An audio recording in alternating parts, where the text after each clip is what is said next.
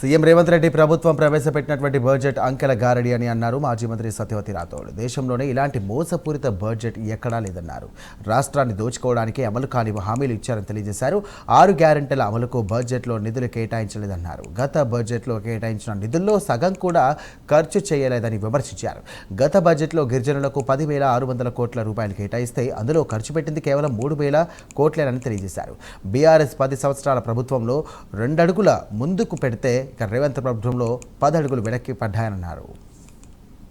ఈ రాష్ట్రం ఉమ్మడి ఆంధ్రప్రదేశ్లో నష్టపోయి 10 ఏళ్లలో 10 అడుగులు ముందుకేస్తే రేవంత్ రెడ్డి పాలన 10 ఏళ్ళు ఈ 2.5 ఏళ్లలో 10 అడుగులు వెనక్కి పోయిందనే విషయాన్ని మీ అందరికీ ఈ సందర్భంగా తెలియజేస్తా ఉన్నాను.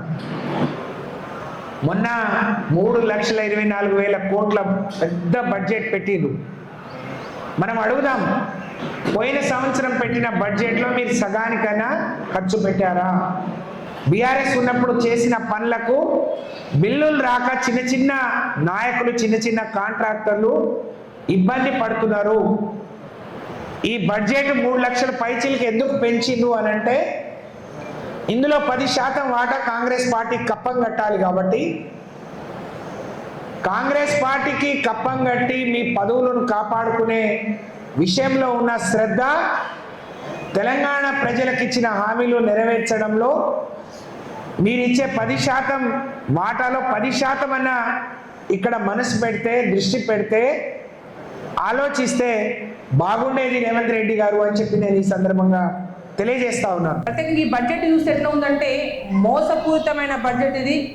ఈ మోసపూరితమైన బడ్జెట్ చూస్తే ఏమనిపిస్తుందంటే, గతంలో అంటే తెలంగాణ మళ్ళా వెనకటి రోజులు గుర్తొచ్చే విధంగా కూడా ఈ బడ్జెట్ ప్రత్యేకంగా కనిపిస్తూ ఉంది. 6 గ్యారెంటీలు అన్నారు, 11 డిక్లరేషన్లు అన్నారు.